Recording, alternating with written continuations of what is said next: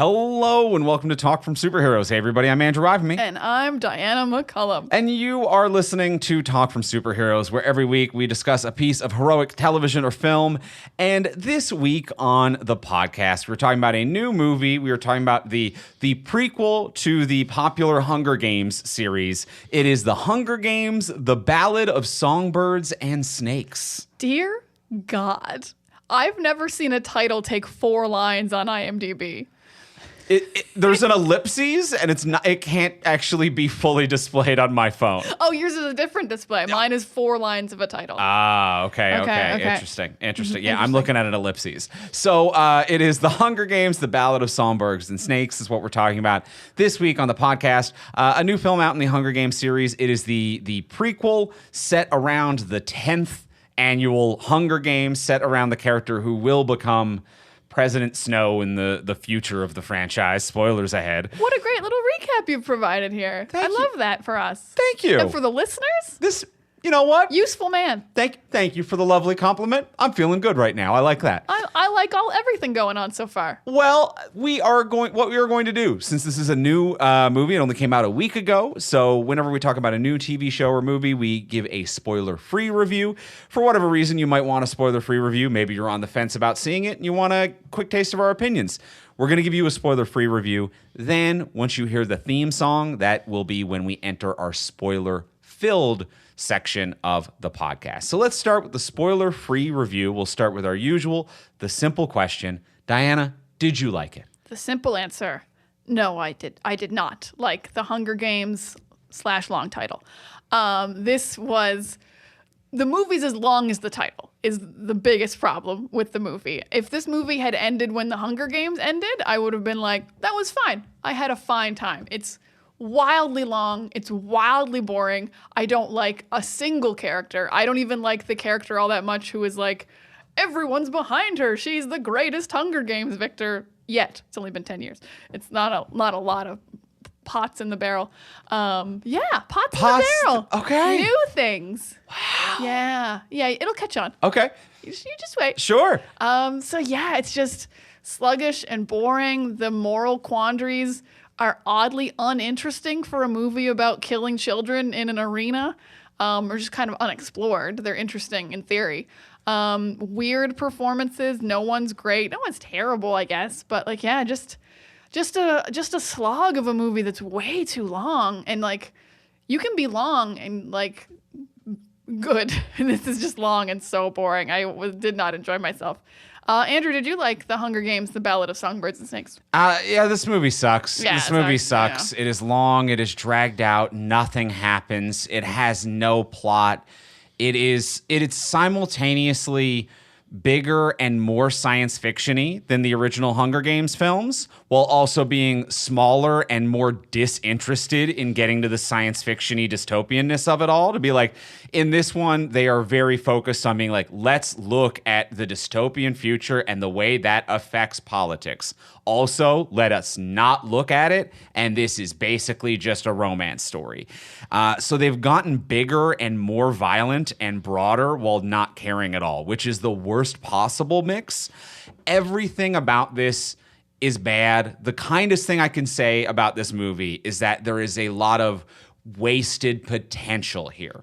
So there is a lot of stuff about this movie where I'm like, you nailed it. This is right. You've nailed it. None of them are cohesive, and none of them work together. The main actor, Rachel Zegler, who plays Lucy, has Lucy Gray. Lucy Gray, as they say 1,000 times in this movie to reiterate her character's name. She has multiple songs, and it'd be like to talk about wasted talent. To be like, is she a great singer who will make a terrific lead of a Disney movie? Yes. Is this a complete waste of a talent because it doesn't belong here? Yes. So I think there are several instances of that we'll get to throughout this episode where I will be like, the nicest thing I can say is that this movie is a complete and total waste of some phenomenal talents. Some phenomenal talents who should not be here because nothing is cohesive about having them here. Where like either the entire movie needs to be recast around them or for every single person who is in this movie and making a choice. But they are all very talented. They are all very talented. Yeah, you kind of can tell when a movie has failed all the way around when there are a bunch of good actors in it and none of them are popping. Yes. I'm like, oh, Viola Davis and Peter Dinklage are both nothing in this. So it's not their fault.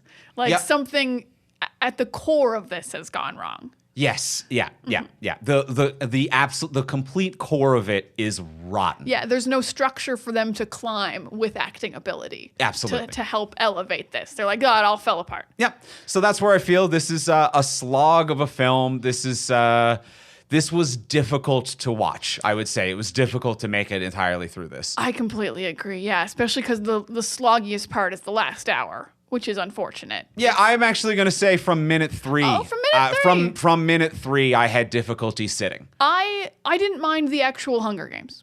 The actual Hunger Games, spoiler, only takes about 40 minutes, which is crazy. Sure. But sure. The actual Hunger Games, I was like, okay. And then after that, and before that, it's the bookends. I can get in on that. And can this be spoiled? I mean, yes, no. I mean, have you read the books? No. I mean, if you have read the books, I guess you know who's gonna live. I mean, if you've seen the other movies, it's a prequel. No. I'm gonna say no. I'm also gonna say no. I think you can guess who's gonna win the whole thing and everything. Because it is a prequel. I can't imagine anyone really heading out to watch this who hadn't seen any of the other Hunger Games films. I'm picturing someone just being like, they kill children. What? Like not knowing, like, and this is, you know, for those of you who don't know, a prequel for one of the characters of the original franchise. And it's like, well, you know where he ends up. So it's like, okay, I guess. There's no real journey that anyone goes on. No one is any different at the end than they were at the beginning, really. It's all, I would say, like, all the characters are the same. The world is the same. And it's just a slightly different version of the world that leads to what the movies we've already seen are. Yeah. This is true. Yeah. This is what happens in The Hunger Games, The Ballad of Songbirds and Snakes. So I'm going to say this is one of the strongest cannot be spoileds that we've ever done. Just to be like, there's nothing to spoil here. Law. Yep. No spoilers. Law. No spoilers. And don't watch it. But do listen to us talk about it. Listen to us. We're going to have fun. We're going to do some goofs. We're going to dunk on it. But then we also will be nice because I do have a few compliments to give. I've got a couple compliments. So let's get into the spoiler-filled section. Let's talk more about The Hunger Games, The Ballad of Songbirds and Snakes.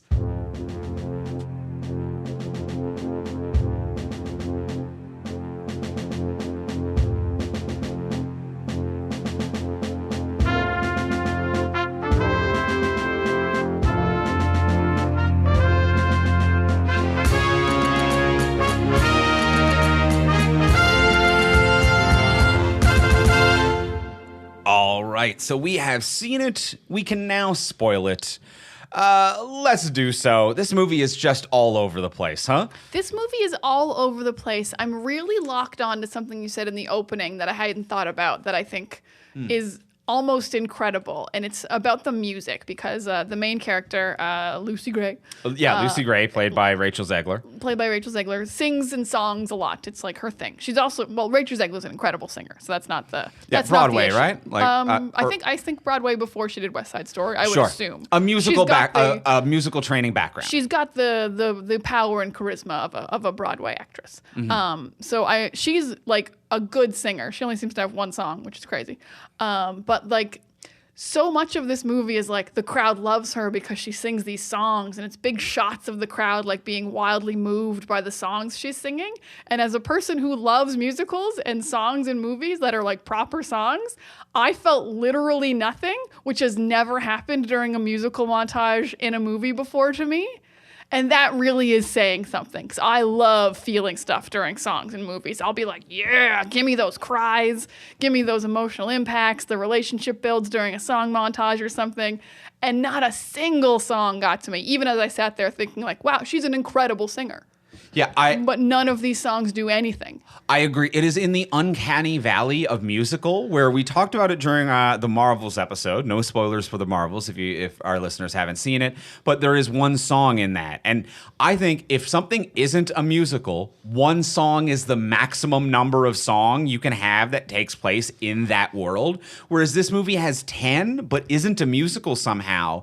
And I think because of its fear of being a musical, they take their foot off the gas during these musical scenes that could be, I honestly think, and I mean this sincerely, even though I am not the musical person, I am not like the Broadway musical guy, you're into it way more than me. I sincerely think that if they leaned into it and they were just like, this is Hunger Games the musical, we're putting it on Broadway and we're going fucking all in on it being a musical, that there is something here that works and actually slaps and hits hard.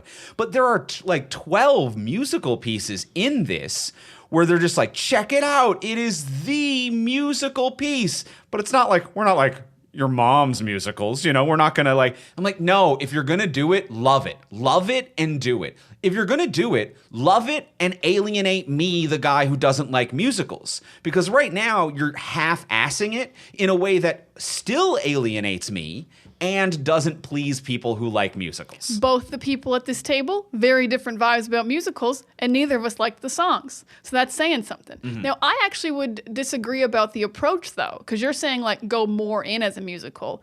I actually would say, like, less, and that would be more. Like, the songs hit harder if there's only 3 in the entire movie. Oh, okay. If they're kind of used more sparingly, and you're like, oh, she is finally going to sing. Because, like, she sings at every given opportunity. She sings when she's reaped. She sings in the arena. She sings in the arena twice, maybe? I think so. She sings in her variety show, kind of like give me donations thing. So it loses its power because it's like, oh, you've sang every time and it's not a musical. But like it could be very powerful, like the part with the snakes all over her. A lot of potential there. Yeah. The reaping scene, a lot of potential. But exactly as you said, she'll be in the middle of a song and it'll cut to like snow in the auditorium, and like the music's less loud because now it's coming out of the speakers, so you've kind of lost all like feeling for the song that's playing. Yeah, and they're adding reverb to be like, it's coming out of an old-timey tinny speaker. Isn't that kind of quaint? And I'm like, but this should hit. This should hit. I need to hear the words. I need to hear what she's saying, because that's very important as part of a revolutionary song. So yeah, just complete misfire on these very well-sung songs. I fully agree. A wasted talent. A phenomenal talent who is being wasted. And I do agree with you. Less would be more. What I meant a moment ago is just more Don't like... be embarrassed about the fact that you have songs. And this is true of like so many different movies that we have discussed when they want to do something, but they're embarrassed to be genre. Like so many movies are like, we're going to do a horror thing, but like we don't want to be like campy slasher horror. It's like, no, be that if you're going to be that. Like, we're going to do a musical piece, but we're not going to be like super cheap. No, just do the thing. I agree with you. More would be my preferred way, but making a decision one direction or the other would be preferable for me here. Just like make this a musical or make it like 1 to 2 pieces that are your set pieces that are emotional and resonant. Yeah. To be fair, not fair, to inform, I will say, instead of to be fair. To inform, she does sing songs in the book. So this is a carryover, which was important to the book. So and I would actually say that like not having read the book, and apologies to our listeners who have read the book, and I know that people who have read these are very adamant and diehard about their intensity and love of these. Not having read the book, there were moments watching this where I could feel that this was slavishly close to the book. And I'm like, no, a film is actually not meant to be supplemental materials to a novel. If you're going to adapt a novel, this is another thing where it's like alienate some people and welcome in others. You're not going to please everyone. It's what you tried to do with the musical bullshit, and it's what you're trying to do with this, where it's like, well, we got to make everyone happy and be as close as possible to the book. It's like, no, you need to make a decision. Your job is to adapt this into a feature film that works on its own. on its own. If I criticize something about this movie and we get the comment to be like, it makes perfect sense when you've read the book because in chapter 9, then the movie failed. That's a failure of a film. It failed in every capacity that a film can exist in. It's not supplemental material. Yeah, a film is its own thing. It should be, if you've read the book, you should be able to very much enjoy it. But if you haven't read the book, it should be almost as easy to watch, almost just as enjoyable. Yeah, like you could put your little things in from the book and what's going to happen later and your little foreshadowing. I don't know if we want to talk about the Katniss weeds yet. You didn't love those? I certainly did not. Yeah. I was pretty tacked on. Woof. Ooh. Woof. That was painful to hear that dialogue. Oh, I didn't feel like... Swamp potato. We called it its real name, Katniss. She didn't even say that was the real name. She said, I think the name Katniss is nicer. And I'm like, so they're just... For no reason. So just what? That's a you thing? Yeah. Those are mockingjays. Awesome. Awesome reference. Awesome. You're killing it here. Yeah. Ugh. So that was painful. And I think the last thing that I want to hit on the musical aspect of it all is just that there are moments here where, yes, they didn't go hard enough in, or they didn't also pick and choose their moments. It's very close to being a Disney musical, like a flat out, as if Lionsgate sold the rights to Disney and Disney's now making a much broader musical about a romance story that exists in the Hunger Games universe. But this is still a film where I watched a poor person shove a bottle through the neck of a rich person. So it's like, this isn't a Disney musical, and you need to stop acting like it is. Like, your main plot line can't be the Nicholas Sparks Star-Crossed Lovers novel when there is a class warfare that results in a shattered bottle being driven through the neck of your tormentor. Yeah, and then the tribute being just shot unarmed in the cage afterwards. Yes. I will say, yeah, this movie is very scared of the violence inherent in the storyline. It's rated PG. There's literally no blood, despite several stabbing deaths. Like, that girl you just said got stabbed in the neck with a bottle, and Snow runs over to her and cradles her and tries to help. And when he gets up, there's no blood on his hands. There's no blood on the ground. There's no blood in the entire Hunger Games, even though some people get their head chopped off and stuff. It's like, no, but we can't be too violent about the children killing each other. We want kids to love this soundtrack. What do you want? What do you think? What do you want? Okay, you want everyone to watch this movie, but no one to particularly like it. Yes. Which is a real, because the first one is so brutal, and that's part of it. Yeah, that is the first one, which we'll be discussing next week on the podcast. There's a lot of positives about it. It doesn't shy away from the violence. It has something to say about the violence and about the dystopia and the world, while also being a love story. And that kind of brings me to the love story in this, where it's like the love story in the main, I'll call it the main line, the future, the original Hunger Games, the main Hunger line Games, ones. no colon. The love story of that is very much a weird and complex and adult love story of when love is performative, and also then you start to believe it, but you can never get out of that lie. And it's this level of once you are in the public eye, you are living a performative lifestyle, but then you also start to believe that, and what is truth and what is a lie. And this movie doesn't understand that. And instead, we just have two leads that I think, frankly, have no chemistry together at all. I also didn't find they have chemistry, but I didn't know if that was just me, because I sometimes miss chemistry that's glaringly obvious. I knew this was a love story between the two of them. That was pretty obvious from the get-go. But yeah, right. I didn't find they had any chemistry. And even just on paper, there wasn't anything there that was connecting them and making them love each other. It was just they saved each other's life once, and that's a love story now. And I'm like, no, you can save someone's life and be like, I don't give a shit about you. I'm just a nice person who saves people when rubble falls on them. Because, Rachel Zegler's character Lucy also tries to save Jessup, the guy from her district. She just doesn't want people to die. And that's not a good basis of your relationship. Yeah. Snow is very smitten because no one's ever, actually cared for him before. But also, I doubt any rubble's fallen on him before. Right. Other people might have tried to save him in the past of his life. Entirely possible. Maybe not during the war. I don't know, but it's all just like, yeah, you two are just kind of around one another. They are definitely having conversations. Yeah. And this idea of like the original series has that element of trust to be like, when you're in the public eye, can you trust that this romance is real? But the only thing performative about them together, because they really only have like, I'm going to say 5 hours when they're in the public eye, because this early Hunger Games contest is like, you arrived on a shit train, go to sleep in your shit zoo, you'll die tomorrow.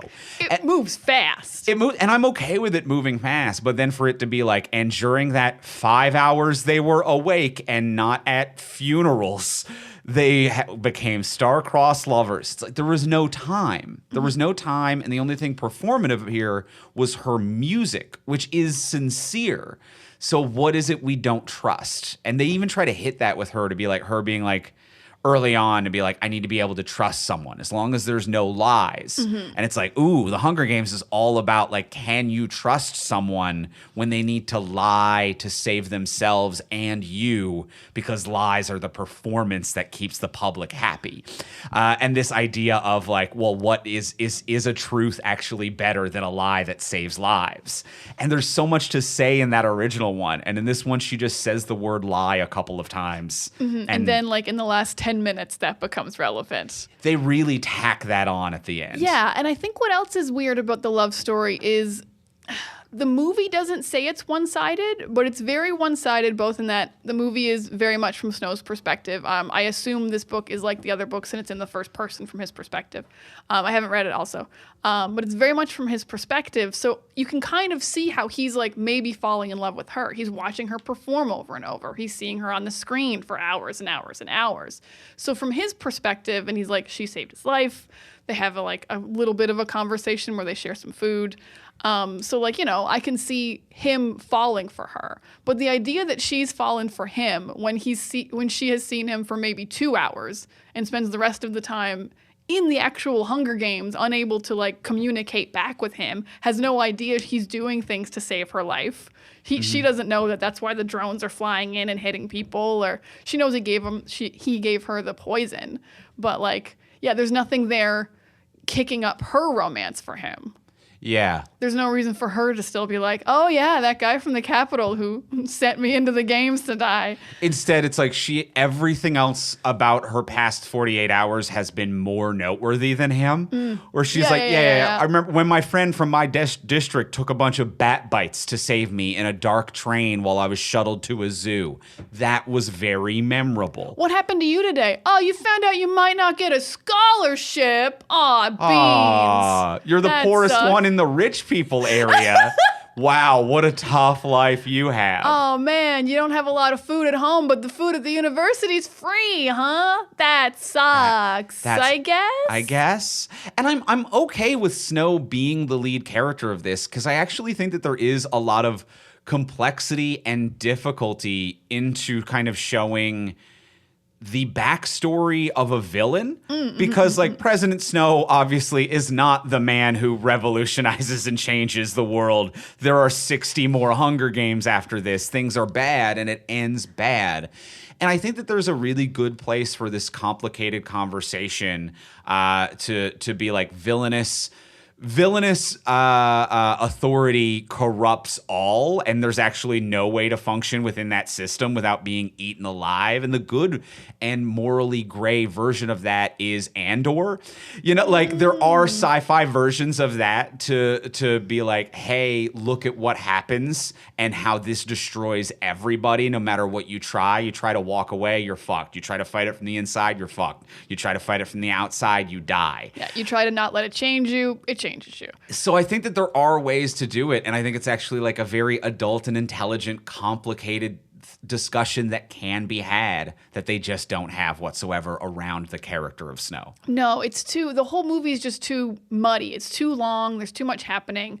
I've never seen a movie that actually was cut into act breaks that pop up on the screen, which was crazy to me. But despite the organized nature of the storytelling, I'm still like, what are we getting at? Like, does he want to give up things for her? Does he want to have any kind of rebellion? Does he want to work in the system? Like, do you agree with your friend who is very anti-Hunger Games?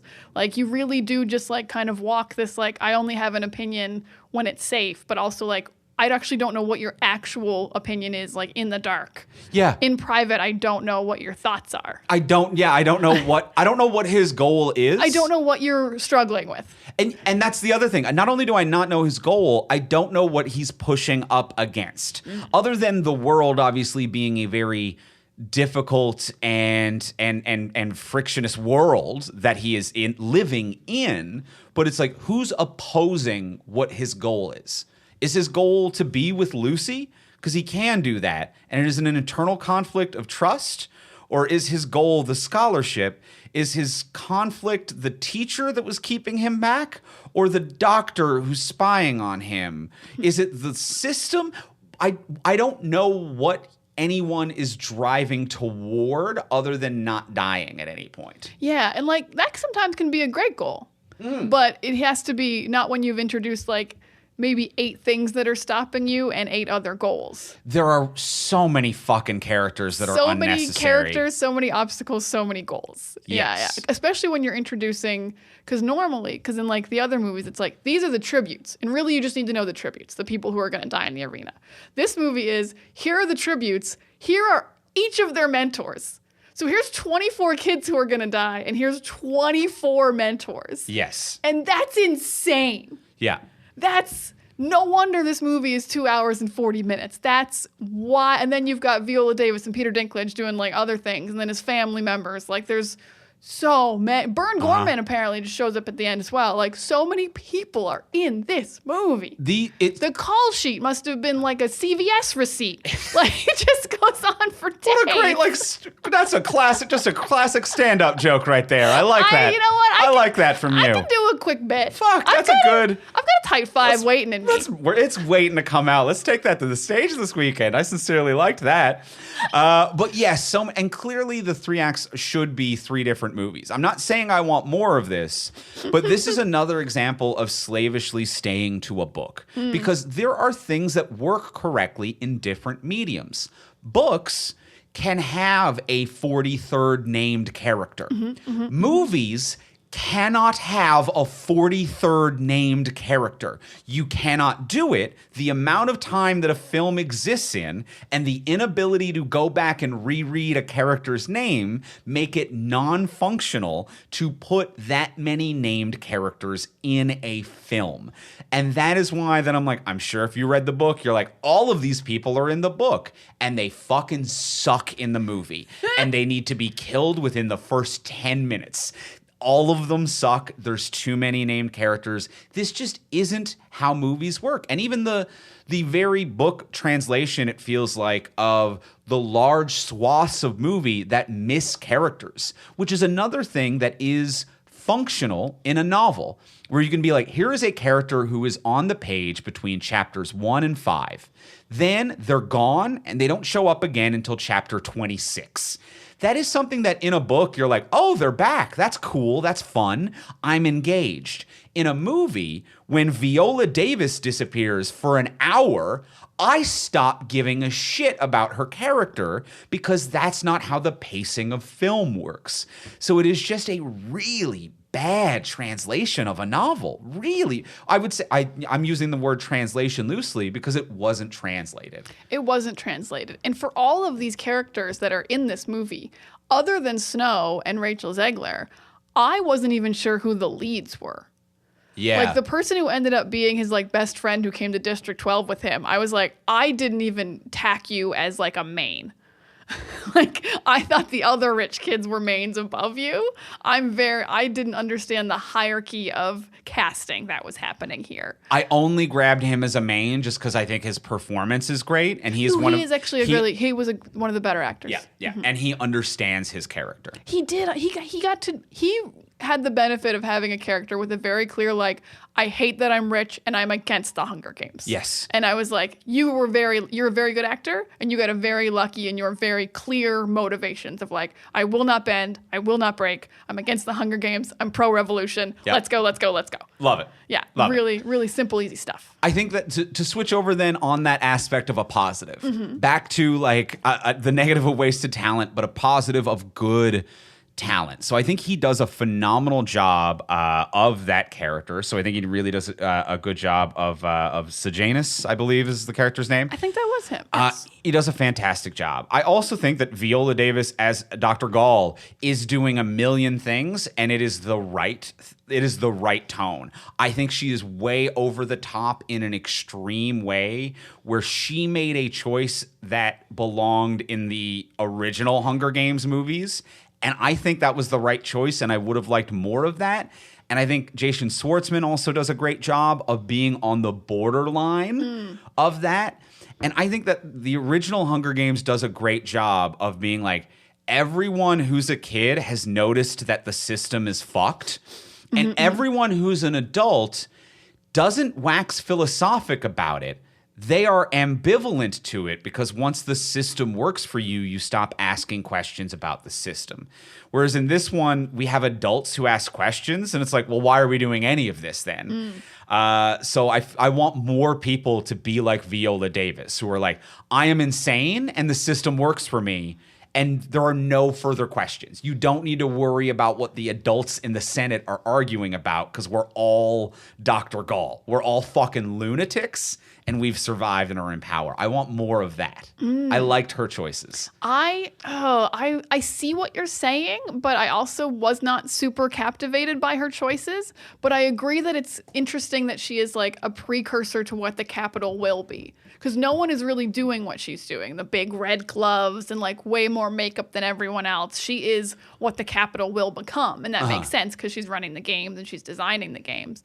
But you're right that like, I think you're right and you're wrong because the people that are arguing about whether they should have the Hunger Games are the university students who are supposed to be 18 but feel older. Yeah. They feel like they are probably in their mid-20s. The actors probably are. So yeah, it does feel like adults are arguing about it, but they are technically teens. But yeah, I just, nothing much about her performance captivated me. And I think probably costume was not up to her, so I'm not going to give her that. I actually think Jason Schwartzman was my favorite in this movie. He does a really good job. He does a really good job as like the first host of the Hunger Games, and you can see how he would elevate into Stanley Tucci eventually, but he was like, I can't be where Stanley Tucci is yet as the host. I don't think he's the same character. No, but like as the host of the host, style. Yeah, the host of the Hunger Games would have to get bigger and more bombastic every year, I would assume, for the next 60 years.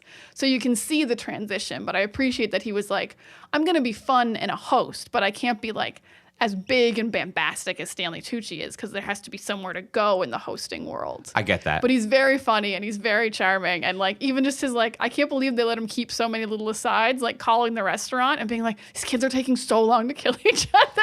Was probably the only joke in this whole movie. And I feel like that is one that like his writing also feels like the original Hunger Games of like a man who is so desensitized to children beating themselves to death that the worst thing about it is that it's pushed his dinner reservation back. And I'm like, that's a great understanding of the people who are successful in the Capitol. That's a great understanding of the upper class, where it's like they are desensitized to what happens to anyone who isn't them because the system works for them. They're mad that it's inconvenienced them. Yeah, because he also has another great line in the same sequence, which is like a couple of, like the games just started, a few of them are killed. And he's like, that was terrible to watch and so horrific. I'm so sorry, everyone. And then he points to like the university student. He's like, do not puke in here after like 6 children have been violently murdered. And it's like, yes, when it's right in front of you, that's the only thing. Like when it's affecting rich people, that's the only thing they care about. But like 6 poor kids getting killed,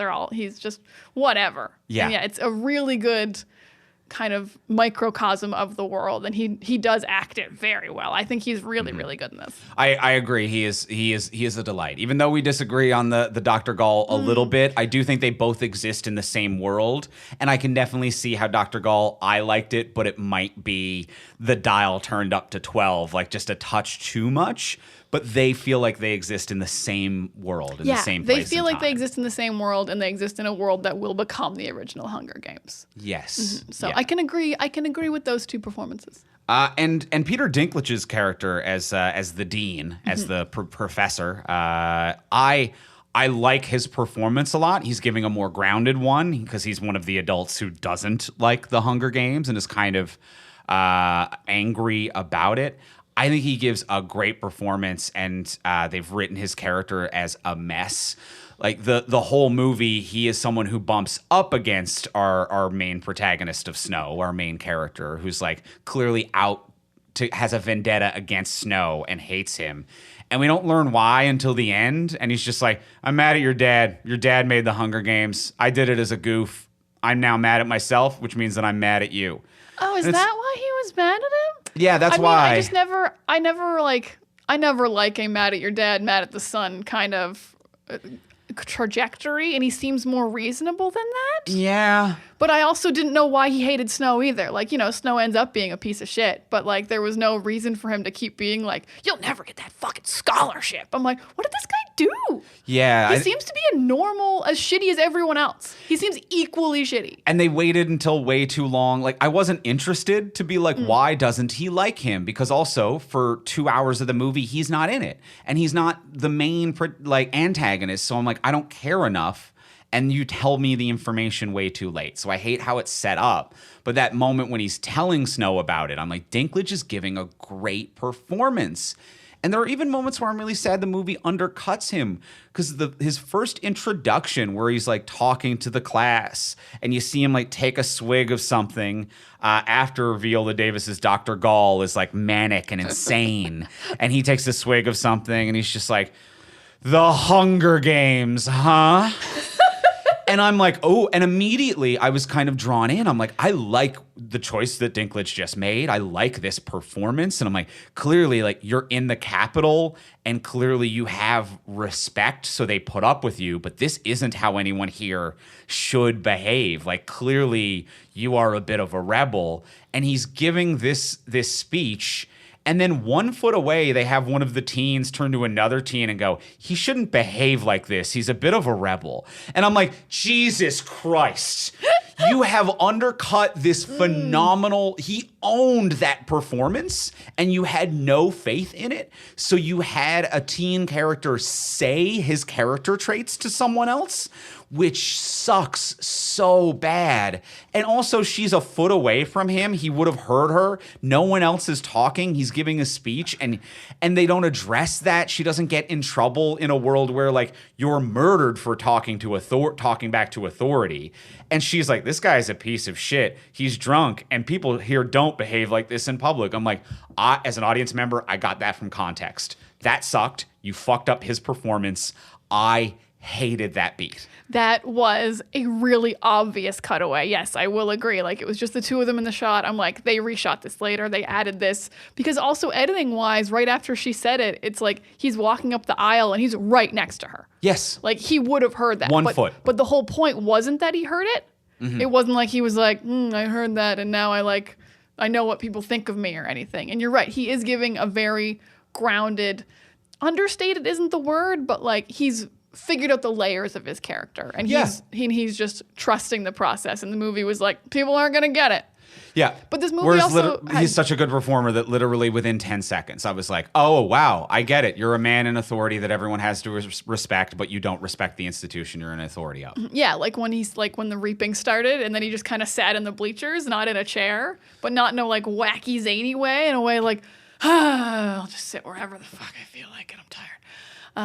He does do a good performance, and I will say the movie kind of undercuts like everything about itself, not just Peter Dinklage's performance. Like, how many times do they just state things like when they're at the zoo for the first time, and like Lucy Gray is like, "We need food, we're hungry," and I'm like, "Oh, you're just gonna say that? You're just gonna say it like that?" Like earlier in the movie, they have these great Snow's just looking at plates of food and he's resisting going to eat it because that might imply he's poor and doesn't have food at home. So he's like the only one at gatherings that doesn't eat. And I'm like, it's bothering me that you don't eat, but I get why your character is resisting this. So then to just go and be like, he didn't eat anything. Just like, Yeah, and then Can you just trust in performances in this film? and then to have Dinklage out loud to be like, "You're not eating anything because you don't want anyone to know that you're hungry." I'm He like, straight up said that later. I'm like, I get that from context. That's what stories are. The actors showed me that. Why is this line in the movie? And like maybe that is a line that you need to have in a novel because I can't see someone not eat unless someone explicitly tells me a character doesn't eat. But in the medium of film, you can show me a close-up of food. You can show me he's a little emaciated. In the medium of film, you can do things. Can we get to some like goofier goofs? Yes, please. My goofier goof that I could not get over for a movie that's like not grounded, but like not as grounded as the OG, but like, you know, still a pretty like kids are gonna die in an arena movie. I couldn't get over how silly the drones in the fucking arena were. These were the most useless pieces of shit. They suck. Didn't successfully deliver a single package. Yep. Just a fucking bullet that flies at your face if you order like a snack. It's like if a vending machine shot you. It was so ridiculous. They were literally only used as weapons. That's it. And Jason Schwartzman did have a great line of like, these kind of suck. But he's putting his hand over the mic as well while he says that. Which also like still like undercuts it because it doesn't make Snow clever for thinking of using them as weapons because you look at them and you're like, those are just weapons. Yeah. It's not like he's like, what if we sent them in real fast or something? It didn't make him clever. It was just like, we have weapons. Whoa, look at that. Oh shit, I can buy some weapons. And before them being shitty weapons, there was no reason for any of it. Like if you pull the thread even slightly of this. So this is the first one where the building was blown up by a terrorist attack and it had just taken this long for all these kids to kill one another. Yes. Because normally it's 24 children in a room the size of a basketball court. And it seems like they're all dead within 1 to 2 hours in the first 9 Hunger Games. Yeah, in the first ones, there's no hiding places or anything. You can't like just run away. You just get found. It's an open area and it's just a murder party bloodbath. Yeah, really it's like it trying to hide at a basketball court. Like. Yeah, there's nowhere. So that's what it was before. So thinking that this was going to be that, why would there have been apples? Like, why were there drones that delivered apples?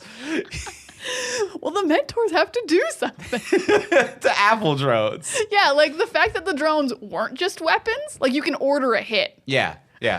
Maybe could have been a thing if you think this is going to go really fast. A quick drone punch or something like that. Now, I will say a thing I do like about this movie, and maybe this is directly from the book, I actually did find the delivery of like stuff that you've earned to be so much clearer and more understandable than in the original Hunger Games. I almost feel like they did that specifically because they're like, we did not make this clear in the first Hunger Games. Because in the first Hunger Games, I'm like, did other people get packages? How do you get a package? Like, what are the sponsors for? Yeah, like how do you become a sponsor? Can anyone sponsor you if they have money, or is it just these like 10 guys? I was so confused. But I think the idea that your mentor gets access to all the money you've earned by being popular and can choose what you get sent is actually really clean and like adds a strategy part to it that I think is really interesting. Yeah. And I really, really liked that idea of like, this is what, it's not like impressing like one sponsor out of 12. You need like little donations and then it'll add up and I can send you stuff, but I get to decide what you get as your mentor. I'm like, oh, that does make them more of a team.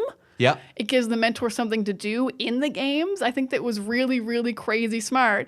And then it just ended up being like, boom, a drone hit you. You don't get any water. Nobody drank any water. No one got any water throughout the whole scenario. Rabies guy got hit with one, and that's it. Yeah, and just like one hit killed with some water. Yeah. So the drones killed me. The drones killed me. And killed a lot of other people too. Another, I think, underappreciated joke from Jason Schwartzman that he sells the shit out of is when the Hunger Games starts and Sejanus's guy is tied up there, the one who tried to escape, and he's been tied up and just left to die.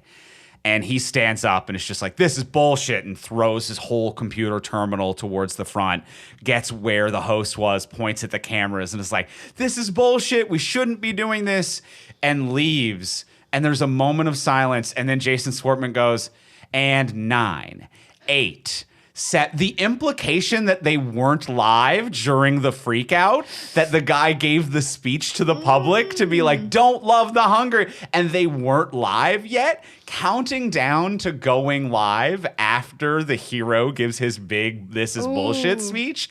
It wasn't super sold as a joke, but I'm like, this is Jason Schwartzman knew exactly what the fuck this scene was, and that's so good. Yeah, Jason Schwartzman knows what every one of his scenes is. He's very, very good this whole time. Yeah, just the reselling of how he introduced himself every time is like a weatherman and a magician or something, and he flicks the coin up. Like, yeah, really, really, really fun stuff for... And also, in terms of like other support actors, just a classic use of Bern Gorman as well. He's popping up everywhere. I mean, it probably feels like that because we just watched Crimson Peak, which is an old movie, but he does pop up in it. But also, he just always works as the bureaucrat who is just the bureaucrat for a bad government is pretty consistently what he's cast as. That's weird for me because that's not what I think of him as. You think of him as Torchwood. I think of him as Torchwood and Pacific Rim, where he's just crazy, not crazy scientist, but slightly eccentric scientist. No, entirely fair. So those are my two go-tos. Yeah. So which are not very similar to what he does play when he's very supporting. Interesting. Okay. But it's always nice to see him pop in. Yeah, he's just got a unique, powerful,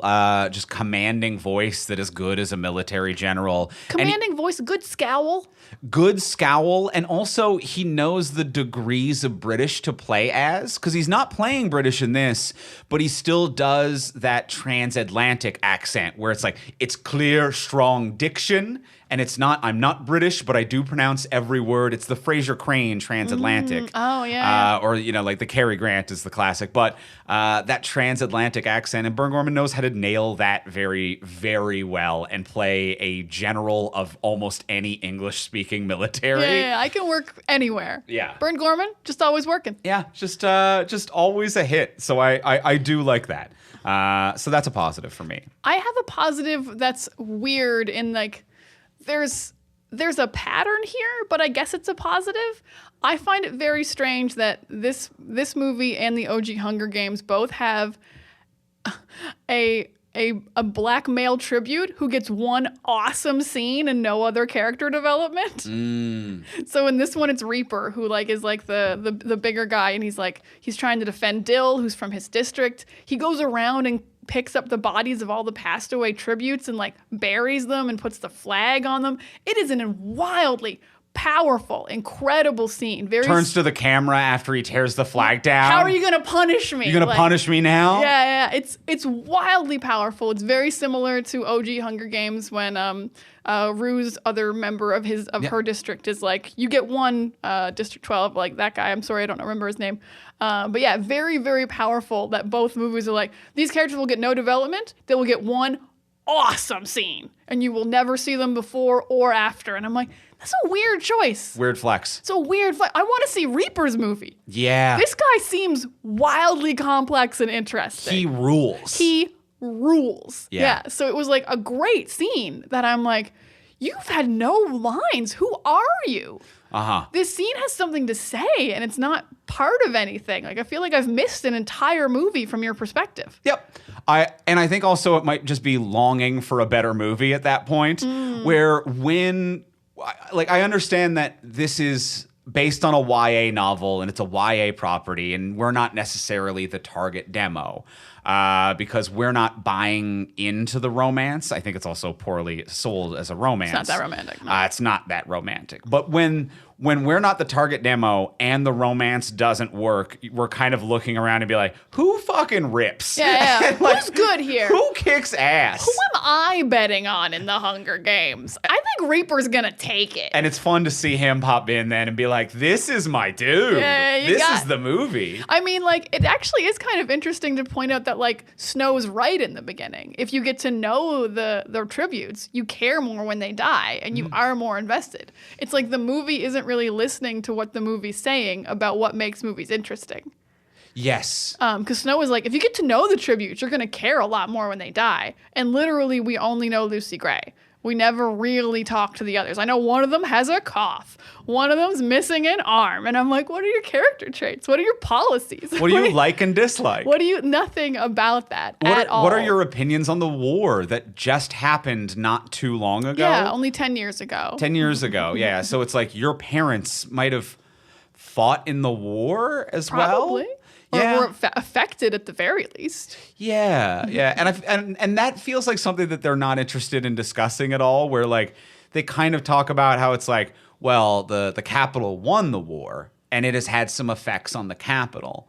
And that's the war.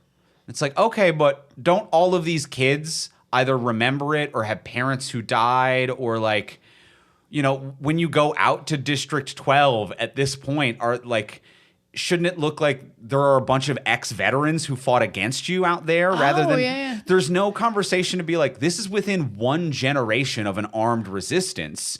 You didn't wipe out all adults. There are adults here who fought in that war and lost. Like, what do these communities look like in that? And they don't really have an answer for that. No, they don't. Yeah. Mm-hmm. But also, like, just to get back on, like, that the movie doesn't listen to itself. Another thing it does that I think is so funny is when Lucy Gray, like, performs a song at her introduction and she gets more donations than anyone else. Jason Schwartzman's announcer character literally says, "Oh, look at that. People love it when you do something." He says that twice about her character, like, oh, wow, she did something. And then this movie is 2 hours and 40 minutes of almost nothing happening. Yeah. Of just the slowest burn, a nothing romance, a third act that can be cut entirely. And it's like, you actually wrote into your script that we like it when things happen. Yep. The most exciting parts of this movie are when girl gets stabbed in the neck with a bottle. Good and one. when the Hunger Games gets bombed, because that was actually shocking. That was actually shocking and wildly interesting. And then nothing else in 2 hours and 40 minutes. No, nothing else. Not even the songs that you have said were what were good. Yep. Here's the other meta-narrative where they kind of bomb on this as well. I agree. I love Jason Schwartzman delivering the line, you just got to do something. Oh, he delivers it great. Schwartzman sells it, and that is like funny, and it's a good line. Where I think this movie makes me frustrated is it is one of the only ways that this movie is very similar to Jurassic World, because this movie starts with them being like, it's the 10th Hunger Games. Everyone hates it, and it's stupid. It sucks. No one watches it. Everyone's tired of it. It's fucking dull, and it's a dumb thing for idiots. This sucks. And it's like, but well, then why am I here watching your movie? And it feels very Jurassic World, where like Jurassic World is like, we're rebooting the franchise. And it starts with like, dinosaurs suck. Everyone's over it. No one fucking cares. I'm like, well, then why are we doing the plot to this movie? You can't start your movie with 30 minutes of telling me why it's boring and like actively telling me it's boring. Yeah. And then be surprised when I'm bored. Yeah. No one's watching this. Let's make a 2.5 hour movie about it. It's like, no. And like not make any drastic changes. Like they're like, oh, you get mentors this time. The people watching at home can't see the mentors. Yeah. As far as the people at home are concerned, it's the same Hunger Games except it's been bombed, which wasn't part of the plan. Yeah, they have a host now. They didn't have a host before. Oh, he is the first host of the Hunger Games. He is the first host. Okay, so that's the game changer. I mean, he is the most entertaining part of the movie. Yeah. So they have nailed that. Yes, they did nail that. Yeah. So yeah, I also agree. I felt like my energy was leaving my body when they said that like no one watches the Hunger Games and it's boring. Yeah. Yeah. It's like, don't do that. And I could feel it too when they just get dropped into a zoo and I'm like, they're just gonna sit in that zoo for 3 days? Yeah, I was like, nothing interesting about that? I kept being like, surely they're going to have something to, like, people are going to be coming by and, like, there's going to be a conversation about, and especially when, like, with the original series, it being like, they're treated so lavishly. And it's like, this is going to be about Snow being like, what if we treated them luxuriously? Wouldn't that be a lark? What if we made them stars? And then we have to see a transformation, but they do just sit in a zoo. They sit in a zoo and not even like in a way that like people come and point at them because there's only ever like 5 people at the gate. It's not like there's like hundreds of people and they're like, oh, look, let's vote for the girl in the pretty dress. Or like, and they're not like throwing food at them like you would in a museum at a zoo or something, or like tapping on the glass, except for the girl who gets stabbed in the neck. Except for her, yeah. So it really is just like, it could just be a room.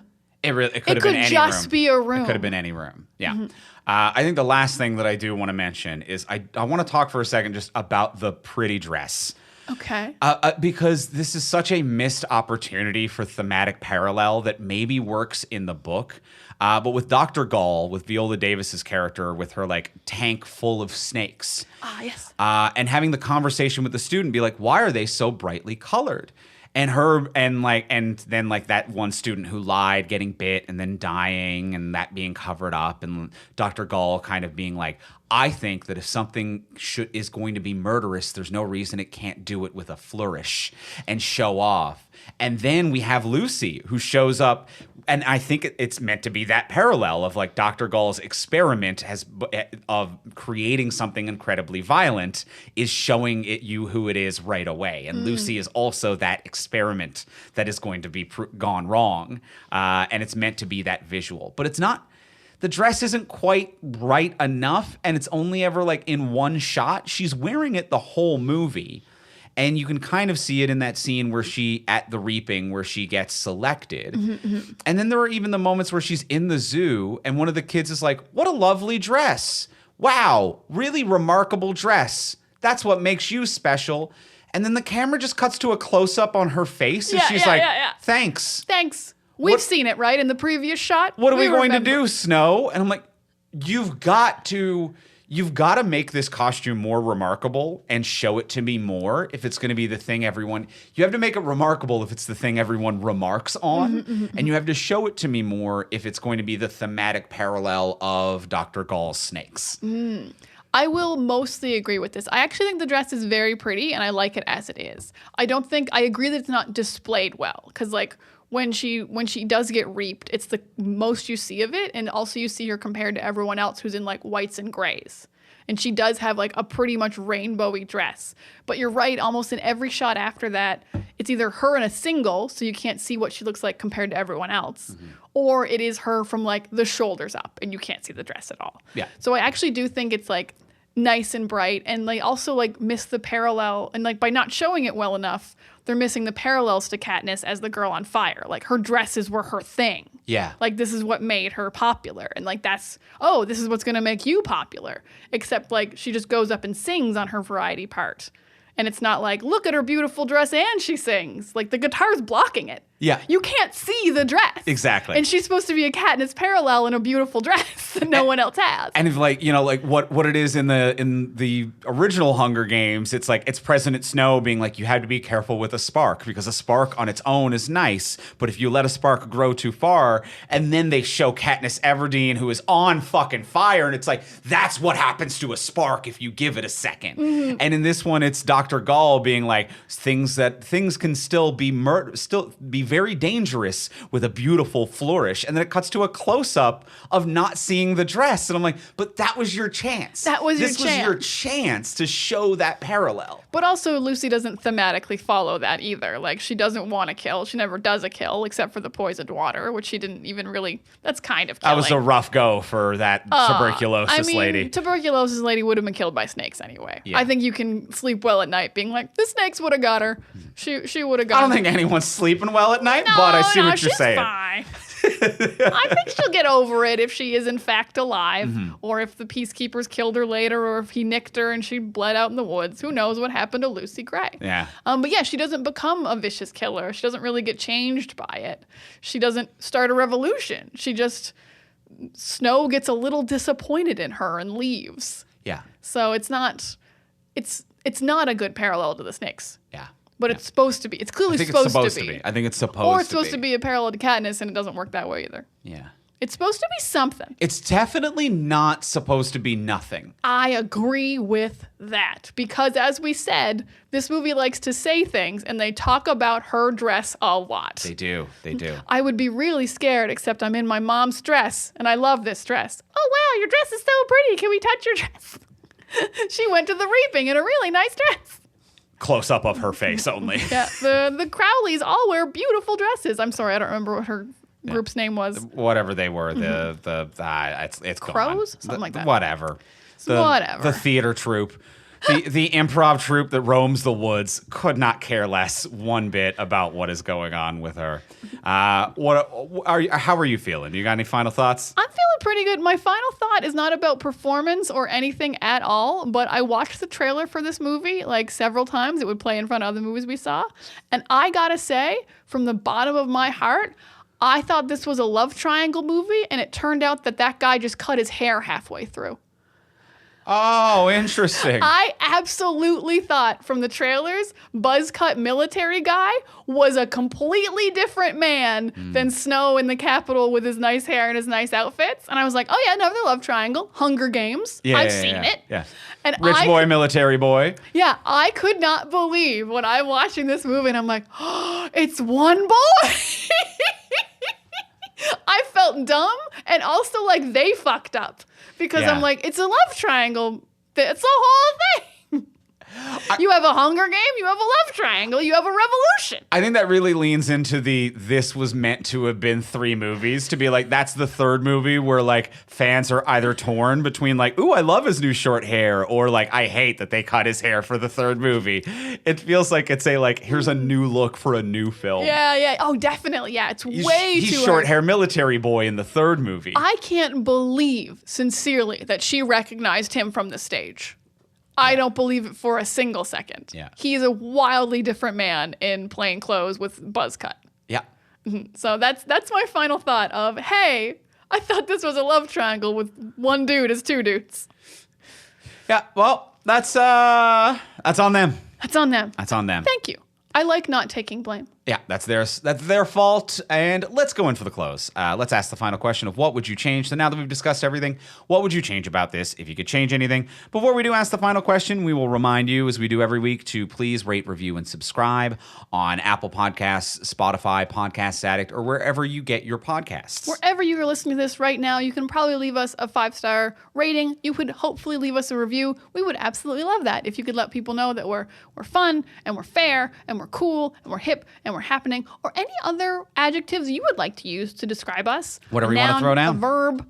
We love it. Some kind of sentence structure. We love it. So please do that. It is a free way to support the show. And if you do want to support the show monetarily, you can do that over on Patreon, which is a monthly subscription service where you can sign up at whatever is in your budget. You can do $1 a month. If you do $1 a month, you get our webcomic early. You can do $3 a month, in which case you get these episodes early and ad-free as well. So that's a sweet deal. You could have been getting this considerably earlier. Yes, and you can also get other episodes when their new releases are especially great. When you're getting your early ad-free episodes, you get your Lokis early, you get your Marvels early. Yep. You get all that good stuff. And then at the $10 hero level, you also get a bonus episode of this podcast every single month. This month we will be covering Monarch: Legacy of Monsters. So we'll be covering the first couple episodes of the new Apple TV show Monarch: Legacy of Monsters, the Godzilla show.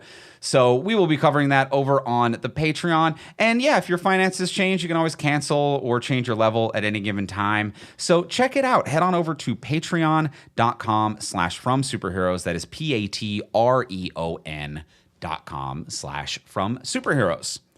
And now let's go in for the close. Let's ask the final question of what would you change? Diana, what would you change? This movie's so much shorter. So as I said, I actually kind of like the actual Hunger Games. It's always fun to see kids die. It's exciting, at least. It's the crux of the title and the thing. My movie is going to, as this is just kind of like this is what happened to Snow. This is why he's kind of an asshole. We're cutting the third act entirely. So this movie is, he meets her, he falls in love with her, he helps her win the Hunger Games. After helping her win the Hunger Games, he doesn't get in trouble for cheating, but he's willing to risk everything to be with her. Before she leaves, he's like, I will go with you to District 12. I love you. I think we're in love. And she's like, I don't love you. I wanted to survive the Hunger Games. I do not reciprocate these feelings.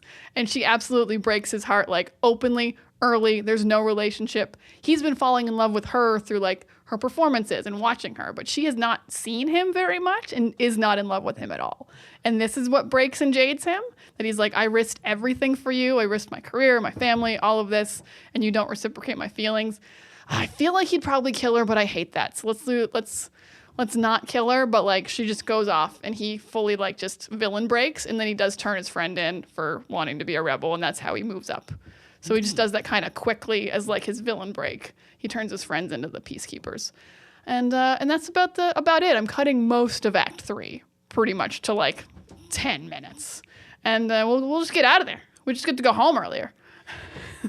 And that's my change. Andrew, what would you change? I love it. I had a very similar idea that Act 3 is very cuttable. There's Get out of here, Act 3. literally nothing occurs in Act 3. Put Bern Gorman a little earlier in some other role. I don't want to lose Bern, but other than that. So my idea here is to streamline it, not just for length of time, but to adapt it better to film and remove a bunch of these tertiary characters. If we remove Act 3, Bern Gorman, phenomenal character actor, you're gone. All of those characters are gone. You're out of here.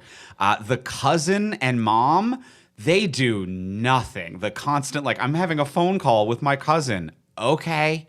I don't care. The cousin has to get out of here. I honestly think that it's just Dr. Gall is the main pushback. And I think that this movie needs to be about 3 main teenage characters. It is about Lucy, it is about Snow, and it is about Sejanus. And it is about that Hunger Games. And I think that the third act, rather than what if we signed up for the Peacekeeper Force and went to District 12, blah, blah, blah, blah, blah. I think after the Hunger Games are won, it should be the explosion at the arena was set by Sejanus, trying to shut down the Hunger Games, and it didn't work. And that is then the conflict that Snow has in turning over his friend, because then it puts the same conflict that is from Act 3 without moving it to a new setting and having to retell it for a third time.